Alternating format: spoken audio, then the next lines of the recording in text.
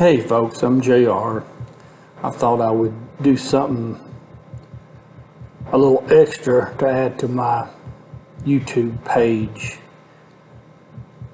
I put some videos about Shannon Street on here, about echoes of Shannon Street, as I call it. It's named after the book I wrote. But I thought, since I've got this big file and nothing else to do with it, I thought maybe we would go through the entire file, do it an episode at a time, maybe 10 or 15 minutes, and just give everybody an idea of everything that went on over that 3-day period, so we can all play police together. And if you're a current policeman or an investigator, or if you're like me and you're a retired police investigator, then this will just be old hat to you. This first episode is going to be entitled The House.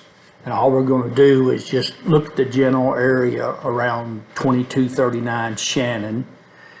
And then we're going to look at the house. And then we're going to go inside the house and go room by room.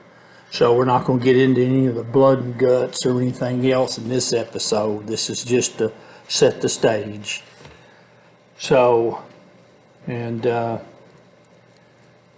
going to title this Echoes of Shannon Street, the case file. So my goal is to go through the entire case file, which may take several hundred episodes, but I figure I've got nothing else to do right now until my wife finds something else for me to do. So first thing we'll do is let's go over just the general area. Any of you that have listened to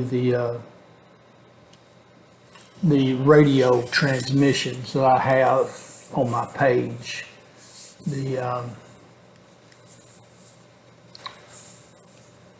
transmissions, you've maybe looked at the crime scene pictures, but if you'll recall,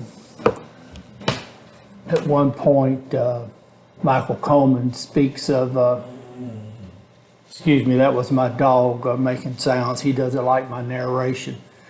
Michael Coleman calls the police, and at one point after he gives the address, he talks to them about the fact that 2239 Shannon is in Hollywood. Well, this is the Hollywood area of Memphis. It's in North Memphis. And right now what you're seeing is Chelsea. There's really two main roads that get into the Hollywood area. Either you're going to go east and west on Chelsea, or you're going to go north and south from Hollywood. Now what I just showed you there, that particular location, that was 2138 Chelsea. Later on we're going to find out what part that location played in the call. And what you're looking at now is the intersection of Hollywood and Hurd. And if you've never been to Memphis, you're in for a treat, because streets seem to run for a little bit and then they change names. Right now we're going westbound on Hurd from Hollywood. And if you see, we get to this intersection, and now it went from Hurd to Shannon Avenue. Now if you notice, that says Shannon Avenue, not Shannon Street. That now is what used to be Shannon Elementary School. And right across from it is 2239 Shannon. Now, if you'll see where the cursor's at now, that's where the house used to be. Miss Sanders had the house torn down in the late 2000s. That's where it was. You see the big oak tree still there after all these years.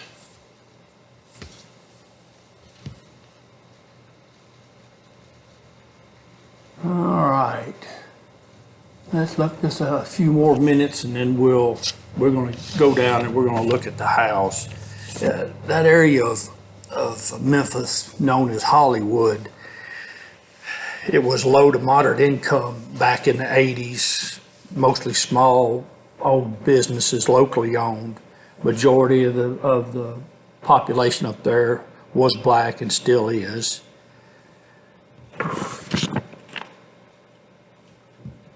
And there's the streets south of the intersection, south of the school. Some of these names you'll be hearing again when we get into some other episodes. As you can see, the interstate is just a little bit north, probably about a mile, mile and a half. So let's go on and we will go down and see the house now.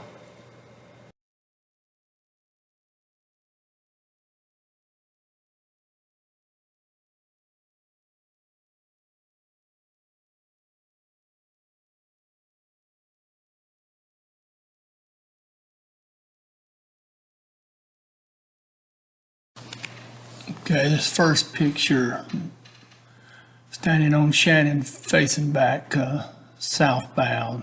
That's where the house used to be. You can see the oak tree in front there. So the school would be behind you from where the camera would be facing. Next picture, you're standing on the sidewalk, you're facing back northbound. That's Shannon Elementary. Oak tree to your left. You can see all the national media that's standing across the street.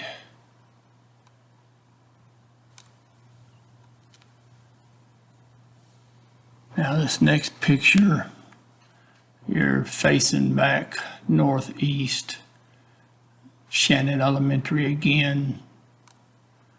Two officers are standing on Shannon Street. Circular drive there where that yellow car is parked for the school. We'll talk about that yellow car and why it has flat tires in later episodes. All right, this next picture, it's a crime scene diagram. It's of the general area. It's an overview, but school would be on the north side of Shannon. You see it there, Shannon Elementary, and then 2239 Shannon. Also, you can see Boxwood, which, if you've listened to the recordings of Echoes of Shannon Street radio transmissions, and you heard the Boxwood given quite often as a route to get to Shannon, which would be north on Boxwood from Chelsea, or you could come westbound on Hurd from Hollywood and run into Shannon. Well, this next picture, that's facing back southwest. That's the northeast side of the house. Van is blocking most of that corner. But you can see the front porch. You can see the oak tree.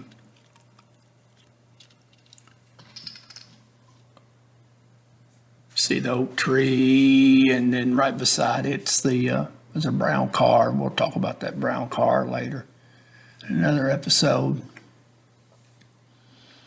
All right, next one is the front of the house, be the north side of the house. To the left there is a patio where you see the furniture. And then to the right of that you can see the little porch, front door open. Those windows you see there on the left, that would be the windows for the northeast bedroom. All right, next you're looking at what would be the northwest corner of the house, driveway for 2239 Shannon. The oak tree is just to the left out of the view of the camera. If you listen to the radio transmissions, you probably remember Officer Parker taking a position at the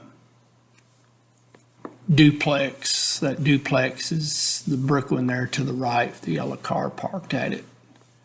That'd be the west side of the house.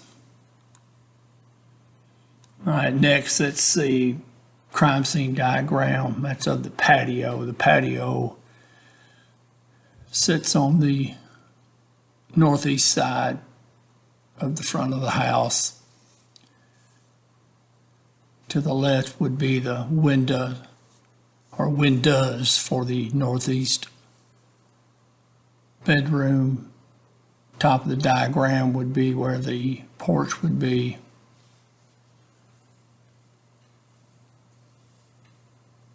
All right, this next diagram, that's front porch. You can see the front door leading into the house on the left. We'll talk about that big X that's marked there at the front door. On your right, you can see the front step that would lead to the sidewalk. That's going back northbound. Next, you see a picture. This shows just the edge of the patio. Patio would be back to the straight ahead and to the left of where that radio is laying. And then where that blood smear is, you can see the edge of the front step that leads up to the porch.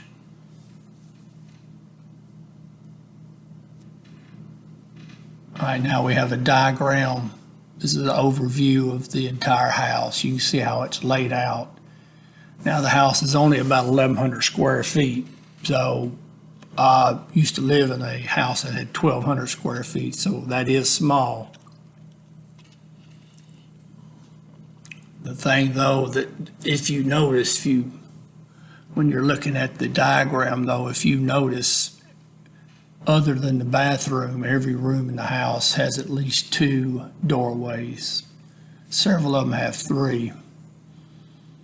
The living room has 3. You have the front door. You've got the doorway that leads to the northeast bedroom. Then you can go into the hallway southbound, and that leads to the kitchen or the bathroom or the northwest bedroom. So some of these other episodes, we're going to see why that was significant and the problems it caused for the tactical unit when they made entry. Now, if you'll notice there in the living room, I don't know if you can see the little dots and the names that are written there in the living room, but one of the investigators actually got one of the suspects to mark the position of everybody that was in the house when Officer Swill and Officer Hester showed up, which I worked homicide and security squad and worked shooting, so that was whichever investigator that was, which we'll find out later, that's a good idea. It really helps when you're trying to figure out what happened. But the front porch would be the north end of the house. And if you notice back there at the extreme south end, the meeting room runs the length of the house. Now we've got the living room. This covers the eastern and center portions of the living room. You can see the X, that's by the front door. You can see part of the northeast bedroom at the bottom of the drawing. And then on the left-hand side of the drawing, you can see the doorway that leads to the hallway and the bathroom.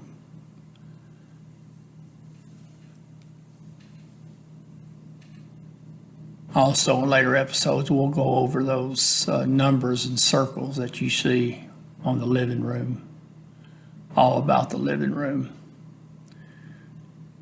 All right, next picture, that is the extreme northeast corner of the living room. The top of the picture, you can see the porch, and then you can see the police officer.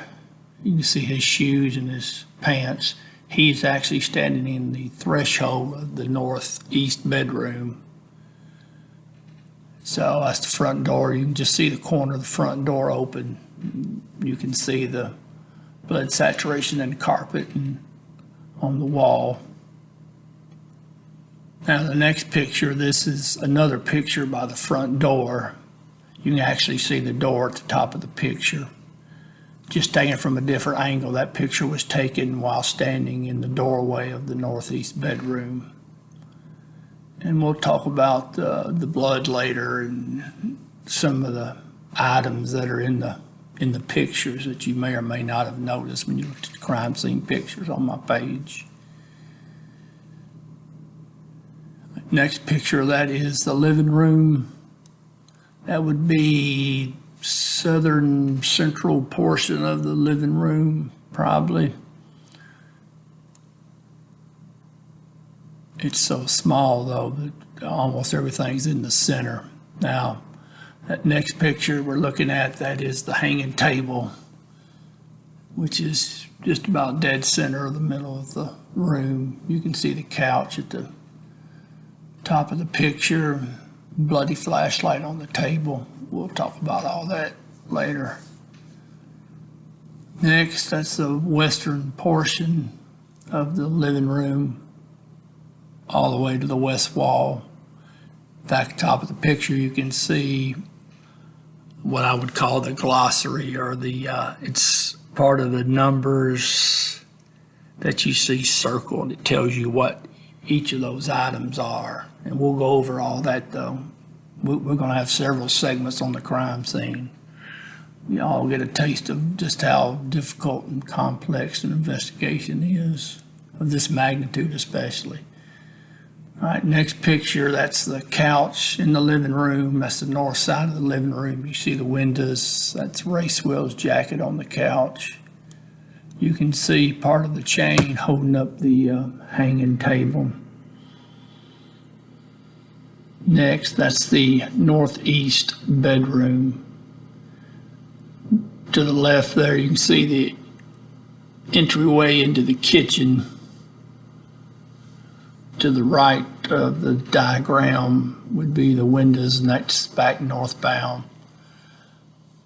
Doorway leading into the living room, and the front door is at the top of the picture.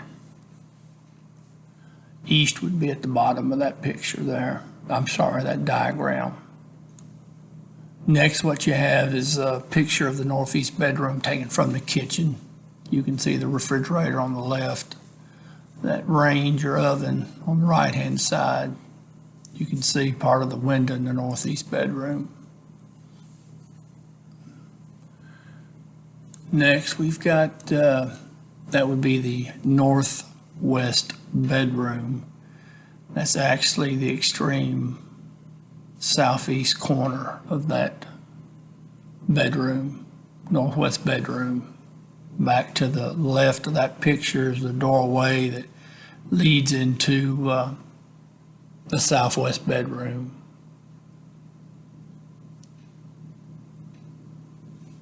And then to the bottom right of that diagram would be where the doorway is that leads out into the hallway in the living room, or go straight to the kitchen or the bathroom. Next, you've got the extreme western portion of the northwest bedroom, southwest part of the bedroom window. Okay, this next picture, you're actually looking at that dresser that you saw or in the previous diagram. You can also see the window, and there's the bed.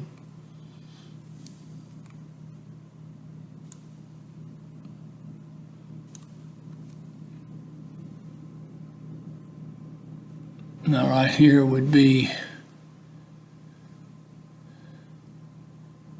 the kitchen, southern west, southwest side of the kitchen. You can see the doorway leads into the den. You see the doorway towards the top of the picture that leads into the hallway. You can see part of the bathroom. To the right of that, the right side of that picture, you can just see part of the refrigerator, which, if you remember the picture that was taken from the kitchen into the northeast bedroom, that's where that's at. Next picture, that is the east wall of the kitchen. East wall of the kitchen.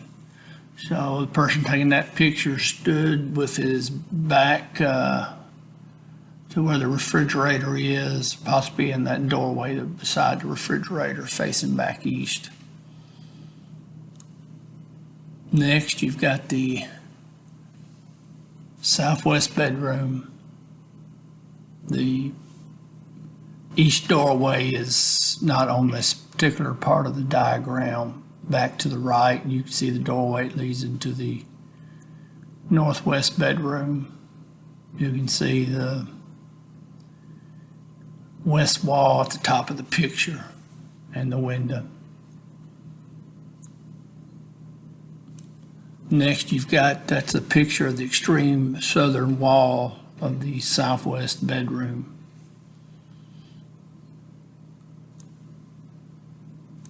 Next, you've got the den. Left of that picture, the left of that diagram, you can see the stairs that lead down to the meeting room. To the right of that diagram, you can see where you can walk into the kitchen. And then at the top, you can see the doorway that leads into the southwest bedroom.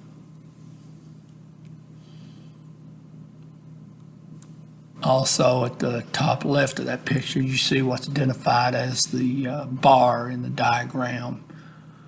We're going to go to this next picture, and that is the bar in that southwest corner of the den.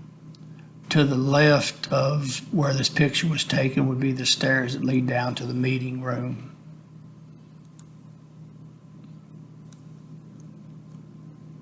This next one is a diagram of the meeting room. That would be the middle eastern portions of the meeting room.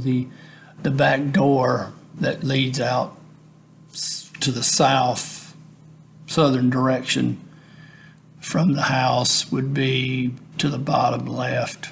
It's just out of the camera shot that was taken of this diagram. Next one, that's the extreme west side of the meeting room. You see the doorway that faces out west.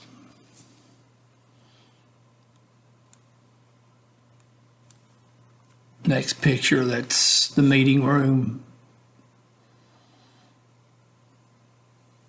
And we've got the next picture, that's also the meeting room. You can see the doorway. That's the west side of the meeting room. You see the doorway. If you step out that door, you'd be going west, and you would step out onto the driveway on the west side of the house. Picture the rear of the house, part of the yard. To the left of that picture would be the west side of the house and the driveway. Next, we've got a close-up of the rear of the house. You can see the ramp used by the TAC unit when they made dynamic entry. We'll go over that when we'll have episode dealing with the statements given by the TAC unit. The ones that entered and the ones that were responsible for the perimeter of the house. All right, next you see that just facing back southbound. You see the backyard. You see the police floodlight that's hooked up on the fence. We'll go over all that later. We'll talk about those houses you see and where the sniper's nest was on that end of the property. If you get a chance and you hadn't read my book, it's a good book. It's a fast read. It comes straight from the case file that we're going to go over. That way, if when we get done doing episodes, you can check with the book and make sure that I was accurate in what I was saying. So the book has no opinions in it from me. So when I wrote the book, I just wrote it so you, the reader, could look at it and make up your own mind as to what happened. Hopefully we go through these episodes, it'll give you a better understanding. And now during these episodes, I probably am going to render my opinions based on my experience. So, but I want to put it all out there so it may help people understand what happened there, or it may totally confuse you, as it does me. Also, there's a good documentary that's out. I sold the movie rights to MVP3 Entertainment and made a good documentary. You'll get to see some interviews with police officers that were there and blood experts. It's a good documentary. It's about an hour long, but it's enjoyable. So I hope you've enjoyed this episode 1, The House. In a few days, hopefully I'll get episode 2 up, and we're just going to run chronological order. And so the next one will probably have to do with the call itself, the day of the call, what's going on. So I appreciate y'all's time and patience on this.